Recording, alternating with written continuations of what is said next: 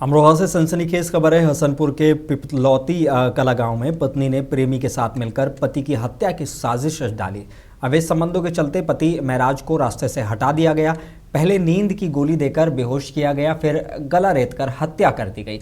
लूट की झूठी कहानी बनाकर पुलिस को गुमराह करने की कोशिश हुई, लेकिन जांच में सामने सच आ गया है। पुलिस ने पत्नी रूही समेत तीनों आरोपियों को गिरफ्तार कर लिया है।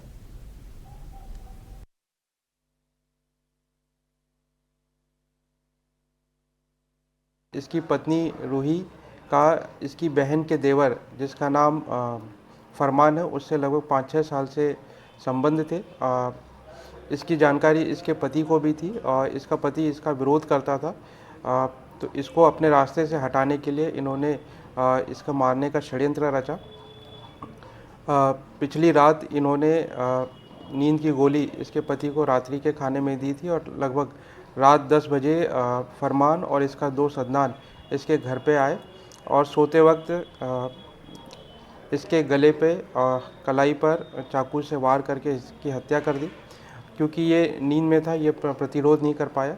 इसकी पत्नी उसके बाद उसी के बगल पे खाट में सो गई, ये दिखाने के लिए कि रात्रि में कुछ अज्ञात व्यक्ति आकर इस प्रकार की घटना कारित की गई। इसमें तीनों अभियुक्तों को, मृतक की पत्नी रूही, फरमान और इसका दोस्त अदनान को गिरफ्तार कर लिया गया है। उत्तर प्रदेश के प्रयागराज से बड़ी खबर है। यूपीपीएससी पीसीएस 2025 मेंस परीक्षा का दूसरा दिन बेहद शांतिपूर्ण रहा। सुबह से ही अभ्यर्थी केंद्रों पर पहुंचे और कड़ी सुरक्षा के बीच परीक्षा दी है। हर सेंटर पर पुलिस बल तैनात रहा और सीसीटीवी से निगरानी की गई। नकल रोकने के लिए सख्त इंतजाम किए गए थे। ये परीक्षा 1 अप्रैल तक प्रयागराज और लखनऊ में चल रही है, जिसमें हजारों अभ्यर्थी शामिल हो रहे हैं। और 1 अप्रैल तक ये परीक्षा संचालित होगी। ये परीक्षा 2 पालियों में संचालित हो रही है। प्रथम पाली 9 से लेकर 12 बजे तक और द्वितीय पाली 2:30 से 5:30 बजे। और एंट्री पे ध्यान ये रखा जा रहा है, परीक्षा के प्रारंभ होने के ठीक 45 मिनट पहले एंट्री बंद करा दी जा रही है। और प्रवेश प्रक्रिया में सबसे पहले इनकी फिक्सिंग होती है। फिक्सिंग में बच्चा जो है, जो भी अभ्यर्थी आ रहे हैं, उनके पास आईडी और एडमिट कार्ड के अतिरिक्त कुछ भी चीजें लेकर नहीं जा पाएंगे। यहाँ तक कि जो घड़ियां हैं वो भी प्रतिबंधित है। सामान्य घड़ियां पहन के जा सकते हैं। अन्य प्रपत्रों में केवल प्रवेश पत्र। अमरोहा से खुशखबरी है। यूपी पीसीएस में सफलता हासिल कर विजेंद्र सिंह नायब तहसीलदार बने हैं। गांव साथलपुर के रहने वाले विजेंद्र की इस उपलब्धि से पूरे इलाके में खुशी का माहौल है। परिवार और समर्थकों ने मिठाई बांटकर जश्न मनाया। पूर्व विधायक हरपाल सिंह के भतीजे विजेंद्र की मेहनत और लगन को लोग प्रेरणा बता रहे हैं और उनके उज्जवल भविष्य की कामना कर रहे हैं।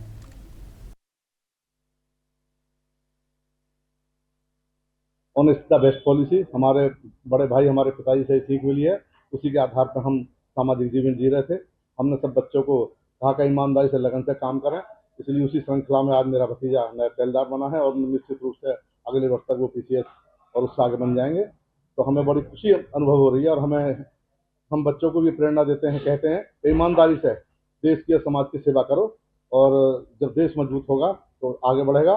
और हम आज बड़ी हमें खुशी है कि जो हमारा लक्ष्य था, जो हमारे परिवार से हमें प्रेरणा मिली, वो जरूर प्रेरणा। झांसी से अच्छी खबर है। एसएसपी बीबीजीटीएस मूर्ति के निर्देश पर पुलिस ने बड़ी सफलता हासिल की है। स्वाट और सर्विलांस टीम ने करीब 18 लाख रुपए की कीमत के 126 खोए हुए मोबाइल बरामद किए हैं। पुलिस लाइन में सभी मोबाइल उनके असली मालिकों को लौटाए गए। अपने खोए मोबाइल वापस पाकर लोगों के चेहरे खिल उठे और पुलिस की इस कार्रवाई की सराहना की जा रही है। आज दिनांक 30/3/2026 को जनपद झांसी में जो हमारे CIR पोर्टल पे जो मोबाइल होते हैं, जो गुम हो जाते हैं, जो एप्लीकेशन देते हैं, उन सारे जितने भी करीब 126 मोबाइल हमारी टीम ने बरामद कर लिया है। आज ये जो 126 मोबाइलों के जो स्वामियों को बुलवाकर उनको हमने उनको मोबाइल दे दिया है। फिलहाल ये लगातार चलता रहेगा और कहीं पर भी कोई भी मोबाइल अगर गुम हो जाती है तो तत्काल संबंधित थाने में या। वही मोबाइल पाकर लोगों ने झांसी पुलिस की जमकर तारीफ की है। क्या कुछ कहा, सुनिए। राधा जी, आज आप लोग यहाँ पुलिस लाइन में आइए, क्या हुआ, क्या है, पूरी बात बताइए। नहीं, ये फोन मिल गया, ये बहुत बड़ी बात है। मतलब एक 1.5 साल के अंदर मिल गया। कब खोया था फोन? यही 1.5 साल हो गया। फिर क्या किया था? फिर यही पापा ने रिपोर्ट वगैरह डाली थी। भैया क्या नाम है आपका? राजन जी, कब खोया था आपका मोबाइल? 7 महीने पहले। मिल गया? कैसा महसूस दे रहा है? कब खोया था आपका मोबाइल? तो मिल गया आपका? अच्छा, कैसा लग रहा है? झांसी से बड़ी खबर है। सूफी खानका एसोसिएशन और शिया समुदाय ने जन्नतुल बकी के पुनर्निर्माण की मांग को लेकर ज्ञापन सौंपा है। जिलाधिकारी के माध्यम से प्रधानमंत्री नरेंद्र मोदी को भेजे गए ज्ञापन में हजरत फातिमा जहरा के मजार समेत अन्य धार्मिक स्थलों के पुनर्निर्माण की अपील की गई है। समाज के लोगों ने इसे आस्था से जुड़ा मुद्दा बताते हुए सऊदी अरब सरकार से अनुमति दिलाने की मांग की है।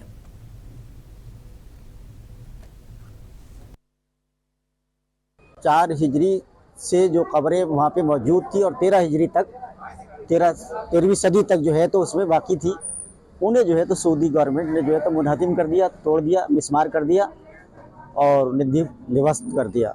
हमारी गुजारिश ये है कि अपनी हुकूमत से कि उस पर सऊदी हुकूमत के ऊपर जो है तो वो इसे गुजारिश करे और उन रोज़े को असर नौ तामीर करके, अगर वो इस लायक नहीं है तो वो हमें इजाज़त दे ताकि जो है तो हम जाके अपने खून, पानी, मिट्टी से जितना भी जो हमारे पास है उसके ज़रिए से उसे तामीर करा सके। आज हम लोगों का आना हुआ है सऊदी अरब में, जो हमारी कब्रें थी जन्नत बकी में और जन्नत माला में, तो उनको जो डिस्ट्रॉय किया गया है वहाँ की गवर्नमेंट ने। हम तवक्को करते हैं अपनी गवर्नमेंट से कि हमारी गवर्नमेंट अरब गवर्नमेंट को इस बात के लिए मजबूर करे कि हमारे ये जो कब्रें तोड़ी गई हैं, इसे मुनहदम की गई हैं, इन्हें दोबारा से पक्की और मजबूत बनाई जाए, जो कि हमारे। उत्तर प्रदेश के मुरादाबाद से एक बेहद संवेदनशील मामला सामने आया है। मुंडापांडे थाना इलाके में 4 साल के मासूम बच्चे के साथ गंभीर अपराध का मामला सामने आया है। आरोपी बच्चे को दुकान में ले जाया गया और वारदात को अंजाम देकर आरोपी फरार हो गया। बच्चे की हालत देखकर परिजन सदमे में है। शिकायत मिलने के बाद पुलिस ने तत्परता दिखाते हुए मुख्य आरोपी को गिरफ्तार कर जेल भेज दिया है, जबकि अन्य आरोपियों के खिलाफ भी मुकदमा दर्ज कर आगे की कार्रवाई जारी है।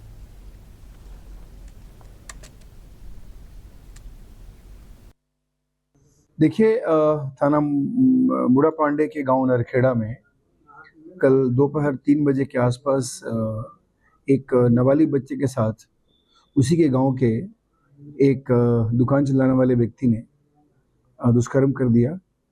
सूचना मिली, तत्काल हम लोगों ने वहां जाकर मौके पर जो भी पूछताछ की। जो बच्चा था उसका मेडिकल कराया गया और उसमें तहरीर लेकर मुकदमा कायम करके जो आरोपी था, जिसका नाम फैज है, ये उसी गांव का रहने वाला है। महोबा से बड़ी खबर है। राष्ट्रीय लोक दल के राष्ट्रीय अध्यक्ष जयंत सिंह के निर्देश पर उमेश चंद्र त्रिपाठी को जिलाध्यक्ष नियुक्त किया गया है। नियुक्ति के बाद समर्थकों में खुशी की लहर दौड़ गई और फूल मालाओं से उनका स्वागत किया गया। उमेश चंद्र त्रिपाठी ने कहा कि वो पूरी ईमानदारी और निष्ठा से पार्टी को मजबूत करने का काम करेंगे और चौधरी चरण सिंह के विचारों को जन जन तक पहुँचाएंगे।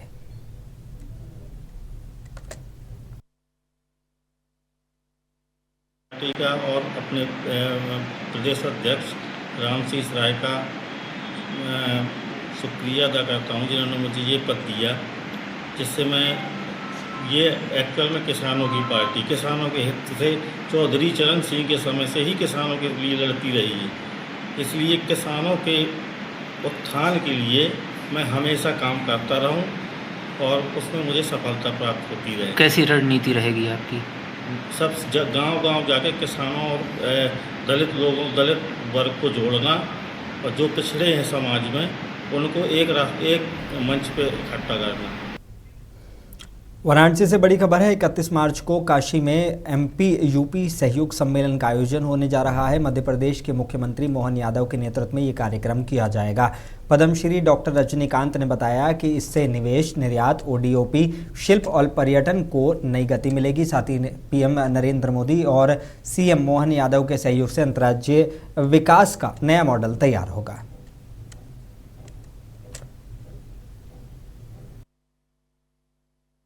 एमपी यूपी के महासम्मेलन में को लेकर 31 मार्च को आध्यात्मिक नगरी काशी में मध्य प्रदेश के मुख्यमंत्री मोहन यादव का आगमन होगा। उस सिलसिले में हमारे साथ शिल्प और तमाम योजना पर बातचीत करने के लिए पद्मभूषण से नवाजे गए रजनीकांत मिश्रा जी हमारे साथ बातचीत करने के लिए हैं। सर, क्या कहना चाहेंगे? एमपी के मुख्यमंत्री बाबा की नगरी काशी में 31 तारीख को आएंगे और उसमें आपका नाम सुनहरे अक्षरों में उनके सम्मेलन में दिया गया है, आपको एक स्थान दिया गया। उस स्थान में आप किस तरह का सम्मेलन और किस तरह की बातचीत रहेगी आपके साथ उनकी? देखिए, ये बड़ा ही अद्भुत संयोग होने जा रहा है कि मध्य प्रदेश और उत्तर प्रदेश जी, ये दोनों की सांस्कृतिक विरासत हजारों हजार साल पुरानी है। अगर मध्य प्रदेश में उज्जैन महाकाल की भगवान की धरती, जो कि महाकुंभ के साथ में पूरी दुनिया में अपने गौरव को बढ़ाया हुआ है, उसी तरह से काशी में भगवान विश्वनाथ विराजमान है मां गंगा के तट पे जी, और वहां पे मां नर्मदा उसी तरह से बहती हैं। तो बड़ी समानताएं हैं दोनों राज्यों में, और दोनों राज्यों में डबल इंजन की सरकार है जी।